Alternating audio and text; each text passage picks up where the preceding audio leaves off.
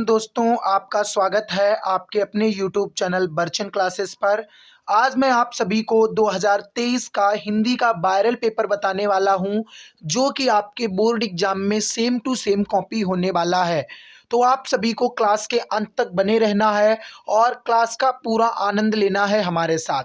आपका भी सपना है बोर्ड एग्जाम में 95% का। यदि आप चाहते हो कि आपका हिंदी में अच्छा मार्क्स आए, तो आज की यह वीडियो आप लोगों के लिए कारगर साबित होने वाली है।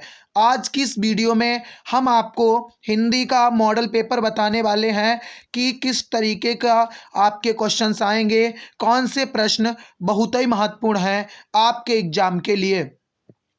तो आप सभी लोग जानते हो कि न्यू एजुकेशन पॉलिसी के तहत आपका पैटर्न में चेंज हुए हैं। 20 नंबर के ऑब्जेक्टिव क्वेश्चन और 50 नंबर के थ्योरेटिकल टाइप क्वेश्चंस आपके एग्जाम में एग्जामिनर पूछेगा, और जो ओमार सीट पे होंगे वो आपके ऑब्जेक्टिव क्वेश्चंस होंगे। आपको समय 3 घंटा 15 मिनट, पूर्णांक 70 नंबर का होगा। प्रश्न पत्र के खंड आ में बहुविकल्पी प्रश्न है, जिसमें सभी विकल्प का चयन करके ओमार सीट पर नीले अथवा काले बॉल पॉइंट पेन से सही विकल्प वाले गोले को पूर्ण रूप से काला करें। उसके बाद में खंड आ में बहुविकल्पी प्रश्न हेतु प्रत्येक प्रश्न के लिए 1 अंक निर्धारित है। याद रखना 20 नंबर के ऑब्जेक्टिव पूछे जाएंगे और 20 में एक प्रश्न 1 नंबर का होगा, तो टोटल 20 नंबर के आपके ऑब्जेक्टिव आएंगे। प्रत्येक प्रश्न के सम्मुख उनके अंक निर्धारित दिए जाते हैं। तो शुरू होता है बहुविकल्पी प्रश्नों का खंड आ। तो इसमें पहला प्रश्न है हमारा, ठलुआ क्लब किस विधा की रचना है।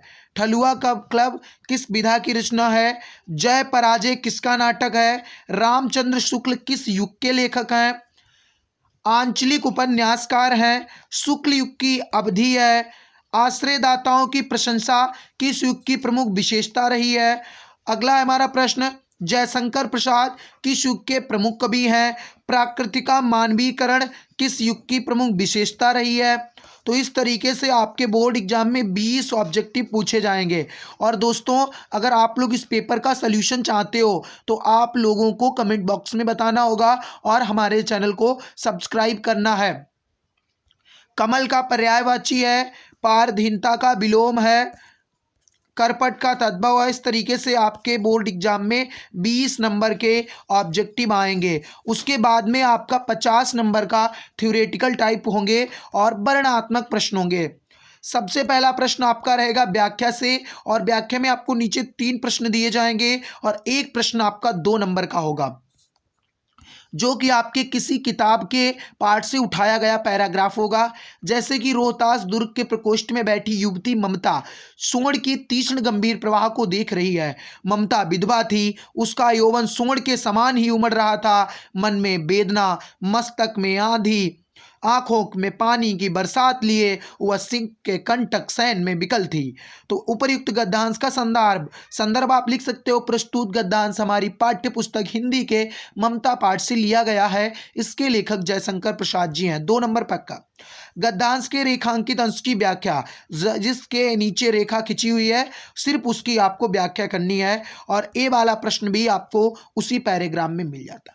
अगर आपको ऊपर वाला पैराग्राफ हार्ड लगता है तो आपको अथवा में क्वेश्चन दिया जाता है, वो कर सकते हो।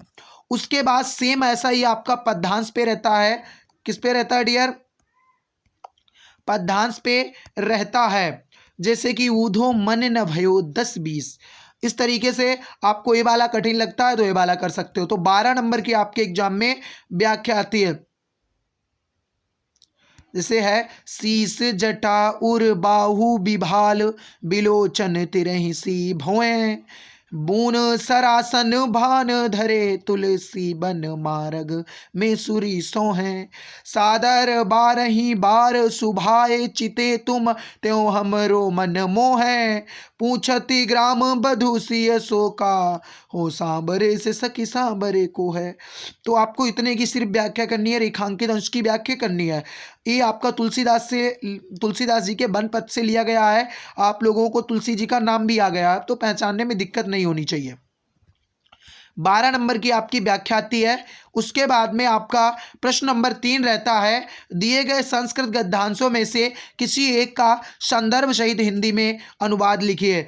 आपको एक का संदर्भ सहित हिंदी में अनुवाद लिखना होता है। वैसे ही प्रश्न नंबर 3 में रहता है, संस्कृत श्लोकों में से संदर्भ सहित अनुवाद कीजिए। 2 श्लोक दिए जाते हैं, उनमें से किसी का एक संदर्भ सहित अनुवाद। जैसे पहला हमारा, सर्वे भवन्तु सुखिनः सर्वे सन्तु निरामयः सर्वे भद्राणि पश्यन्तु मा कश्चित् दुःखभाग् भवेत्। या मरणं मंगलम यत्र विभूतिश्च विभूषणं कौपीनं यत्र कौशयं सा काशिकेन मीयते। उसके बाद में आपका जीवन परिचय 5 नंबर का आता है। निम्नलिखित लेखकों में से किसी का एक जीवन परिचय देते हुए उसकी एक प्रमुख रचना का उल्लेख कीजिए। आपको 3 दिए जाते हैं, एक का लिखना होता है। वैसे ही पद्य में 3 दिए जाते हैं, एक का लिखना होता है। आपको फिर संस्कृत में संस्कृत में आपको प्रश्नों के उत्तर देने होते हैं। उसके बाद में आपका हास्य रस की परिभाषा पूछी गई है। उपमा अलंकार की परिभाषा लिखकर एक उदाहरण सहित दीजिए। या फिर आपसे मुहावरे भी पूछता है। लोकोक्तियां एवं मुहावरे 9, 2, 11 होना, अंगारों पर चलना, एक का अर्थ लिखना होता है।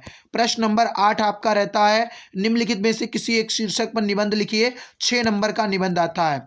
तो ये था हिंदी का पेपर। अगर आप इस पेपर को पूरा याद करके जाते हो, आप कह सकते हो कि यह पेपर यूपी बोर्ड का वायरल पेपर है।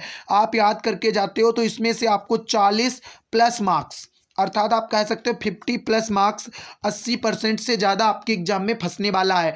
तो आपको अगर इस पेपर का संपूर्ण सल्यूशन चाहिए तो आप लोगों को पूरा हमें सपोर्ट करना होगा और आपको कमेंट बॉक्स में ज़रूर बताना होगा और वीडियो को लाइक भी करना है, शेयर करना है अपने दोस्तों के पास। All the best all of you.